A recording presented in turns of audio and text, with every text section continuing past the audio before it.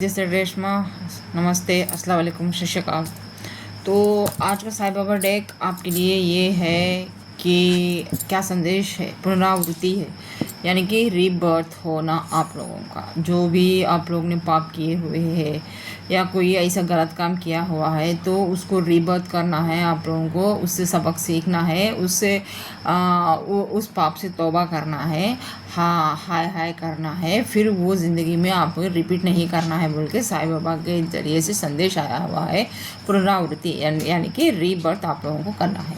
जब तक सबक ना सीखे तब तक इस जीवन में उन्हीं घटनाओं को पुनरावृत्ति होती रहेगी। अगर आपने किसी का दिल दुखाया है, किसी के साथ बुरा बर्ताव किया हुआ है तो जाके उन लोगों के पास माफ़ी मांगनी चाहिए। वो गलती वो आपने सीखी नहीं है, आपने गलती करे हैं लेकिन आपकी तरफ से वहाँ माफ़ी नामा नहीं मिला। उन लोगों को आपको जाके माफ़ी मांगना है जो आप लोगों ने गलती की हुई है। उन लोगों से, जिन लोगों से भी आपने गलत व्यवहार किया है, उन लोगों से सॉरी बोलना है, माफ़ी मांगना है। फिर ये काम तौबा मैं नहीं करूँगा बोल के होगा, अपने भीतर जाना है। फिर भगवान से रिक्वेस्ट करना है, प्रेयर करना है कि आइंदा फिर मैं ऐसी गलती कभी नहीं करूँगा। इससे मैंने सीख लिया है और जिसे मैं परेशान कर रहा था करा हूँ उससे मैं माफ़ी भी मांग लिया हूँ कि ज़िंदगी में फिर मैं ऐसी गलती कभी नहीं करूँगा बोल के मुझे एक सीख मिल गई है। उसका प्रायश्चित कर रहा हूँ, इसलिए आपसे माफ़ी मांग रहा हूँ बोल के ये माफ़ी आपके हृदय से, आपकी सोल से आनी चाहिए, तभी परमात्मा आपको माफ़ करेंगे।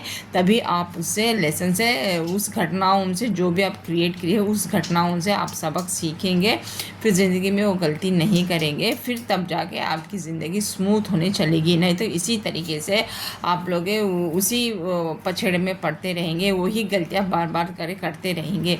अगर आप गलती की है तो माफ़ी मांगना बहुत ज़रूरी है बोल के खुदा ताला और ईश्वर और भगवान और साईं बाबा कह रहे हैं उनके आशीर्वाद से कि आप लोगों को जो गलती की है आप लोग उसे कंपलसरी उस इंसान से माफ़ी मांगना है बोलकर। जिसने भी आप लोगों ने दिल दुखाया है, गलत किया है उस इंसान के साथ या उस परिवार के साथ कोई भी आपने दुश्मनी निभाई है तो आप लोगों को जाके माफ़ी मांगनी है और उस गुनाहों से आपको बचना है।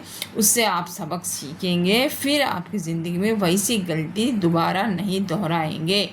मतलब आप उससे एक सबक सीख लिया तो फिर वो घटनाएं आपकी ज़िंदगी में कभी नहीं होंगी। तो इस वजह से कभी भी फिर वो घटनाएं रिपीट ना होने के वजह से ना होना बोल के खुदा ताला ईश्वर भगवान और साईं बाबा के ब्लेसिंग के ज़रिए से भी ये आई है कि आप लोगों को जाकर माफ़ी मांगना है। तो नेक्स्ट और क्या आता है देखेंगे। तो एक साईं बाबा के डेक से आया और एक मैं निकाल रही हूँ।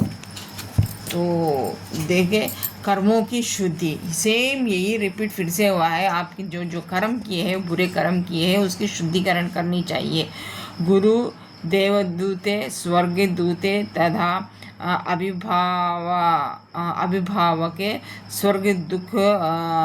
स्वर्गदूते आपके कर्मों की शुद्धि करते हैं। तो आपकी जो भी कर्मास है, जो भी आपने कर्मास किए हैं, किसी भी इंसान के साथ गलती की है तो आप उनका कर्म बंदी हो गए है। आपके कर्म अच्छे नहीं है, इसलिए आपको ना रूह ना सुकून मिल रहा, ना चैन मिल रहा। मतलब अंदर से एक बेचैनी सी शुरू हो रही है, या तो आप बीमार हो चुके हैं तो खाना हजम नहीं हो रहा है।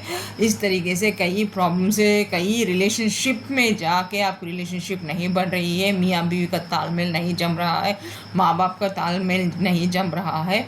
तो इस वजह से आप लोगों को वह जो बुरा करे है वही पाप आपको लगा हुआ है, वही कर्मास आपको शुद्धिकरण करना है। तो पहले टेक में भी वही आया था पत्ते में, और दूसरा साईं बाबा के संदेश में भी यही आया है। तभी आप लोगों का जन्म लिखा जाएगा, फिर से नया जन्म या तो रीबर्थ भी दिया जाएगा कि अपने कर्मों को शुद्धिकरण करिए बोल के को। या ये संदेश ऊपर से आया हुआ है। जो भी मानते हैं कि खुदा ताला व ईश्वर भगवान है बोल के, जो भी मांगते हैं ना, उन लोगों के लिए आपके कर्मों की शुद्धिकरण करना बहुत ज़रूरी है बोल के बोल रहे हैं साईं बाबा। तो यहाँ से अपनी रीडिंग खत्म होती है जी। फिर एक नई रीडिंग के साथ आपकी रेशमा बहुत जल्द आपके सामने हाजिर होगी। तब तक के लिए रेशमा को इजाज़त दीजिए। बाय, खुदा हाफिज़, शब खैर, लव यू ऑल।